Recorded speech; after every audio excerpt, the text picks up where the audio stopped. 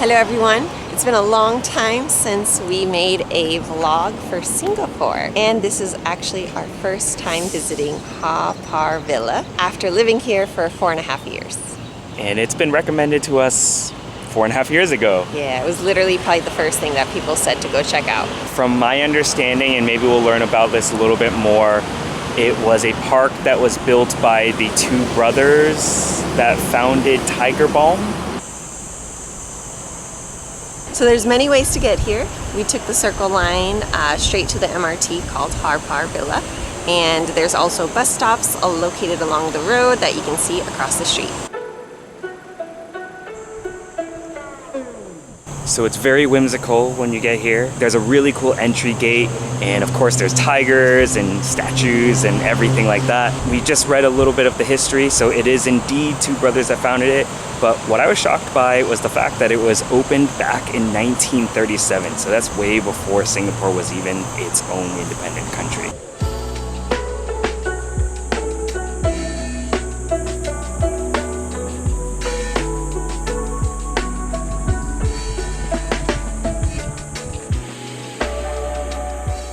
Two things I really appreciate. One, it's been super hot. I think it's record-breaking temperatures here in Singapore. It's kind of breezy out, and it's all open space, so like the whole place is outdoors, so I'm really thankful for that. And it's actually afternoon, so it's the hottest time of the day. Number two, it's pretty quiet and empty. Maybe it's because it's a public holiday, so I would think that more people would come to visit, but maybe everyone has already seen this.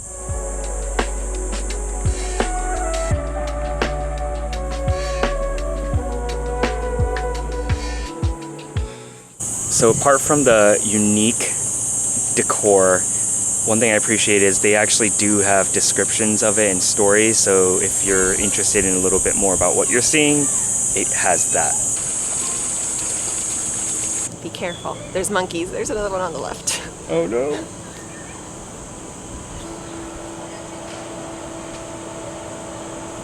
Something we learned while we were in Bali at the monkey sanctuary. Don't make eye contact with the monkeys. Keep a little bit of distance and they'll usually just walk by you. The ones in Singapore I find a lot less violent than the ones in Bali, but just be careful.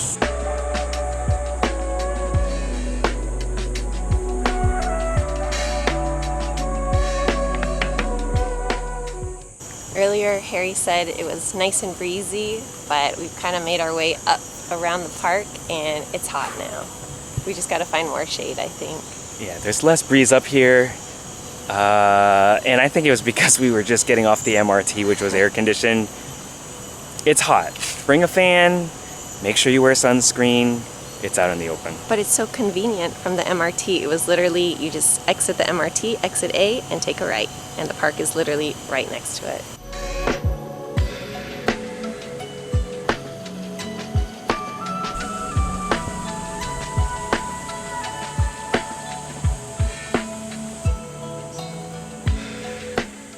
This reminds me of the Zócalos located in Guatapé, Colombia.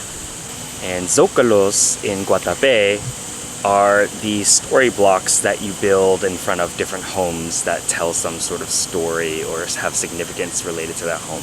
Little bubble zone. You can pay $2 and get little bubble sticks. There's no one attending it, so it's, I think, an honor system thing, which many countries in the world you wouldn't be able to do this, but Singapore you definitely can.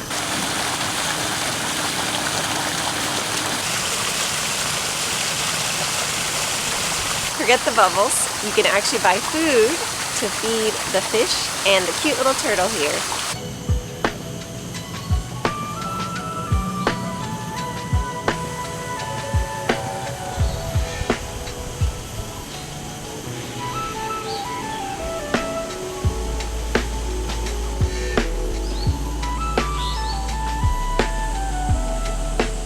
This place is big.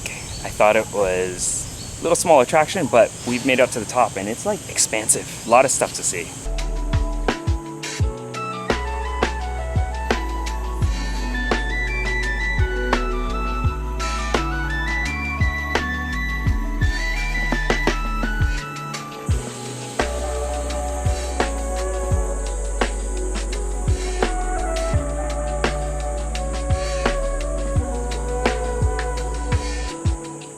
guess this part's dedicated to Australia.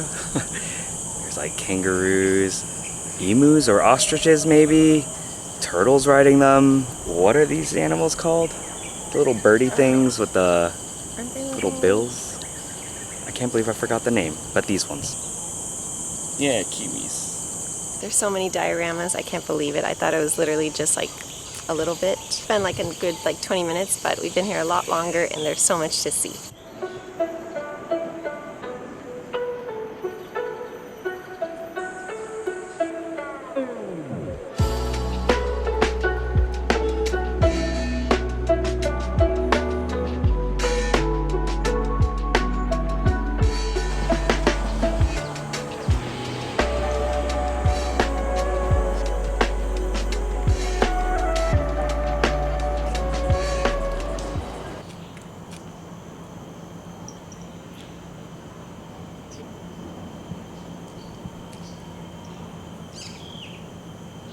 That's pretty cool. So in 1990 to 2001, there used to be a 60-meter dragon statue, obviously, because dragons aren't real, but it used to be the entrance here, and they used to call it Dragon World, a theme park, and there was a boat ride that you would take through the dragon's mouth as the entrance, and it takes you through the 10 courts of hell, but sadly has closed down since 2001. The 10 courts of hell, though, are still accessible through the Hell's Museum, but obviously you don't take a boat ride anymore, it's just a museum you walk through. It is air conditioned in there, so if you are hot, $20 might be reasonable to get a guided tour through the 10 courts of hell and other stuff within Hell's Museum.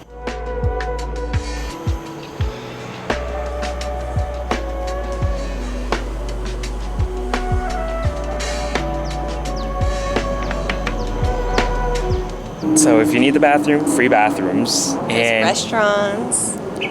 There, I think I saw like an ice cream shop where you could buy nice cold drinks.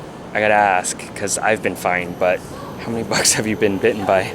Just one, right Oh, on the okay. knee. It's a good one. It's a good juicy one. There are some buggies out here. There are some little ant things crawling. Oh, yeah. Really large ants too. On this right side, there's a really cool tiger car. What's the story behind that one? It was used for the marketing efforts back in the day. They're trying to restore this one to bring it out for one last ride. And it was back in 1925. Or this car is a 1925 Buick, I think.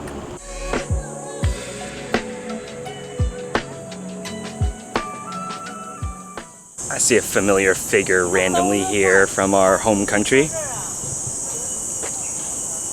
So overall, it's a great free activity to do in Singapore. Spend maybe an hour here and enjoy. And it opens pretty much every day, I think. Maybe check the website for hours, but they open till evening, so it might be better to come later at night. There's also the Hell's Museum, which we will not be checking out because you do have to pay to enter there. and it's $20 per person, and I've heard mixed reviews. There's already a lot here, and I guess there's a guided tour in there, but you probably need to spend another 2 hours or so when you go visit Hell's Museum. So we don't have the time. We also want to go cool off and grab some food, and that's what we're gonna do now. So hope you enjoyed. This is definitely worth a visit. We'll see you guys on the next one.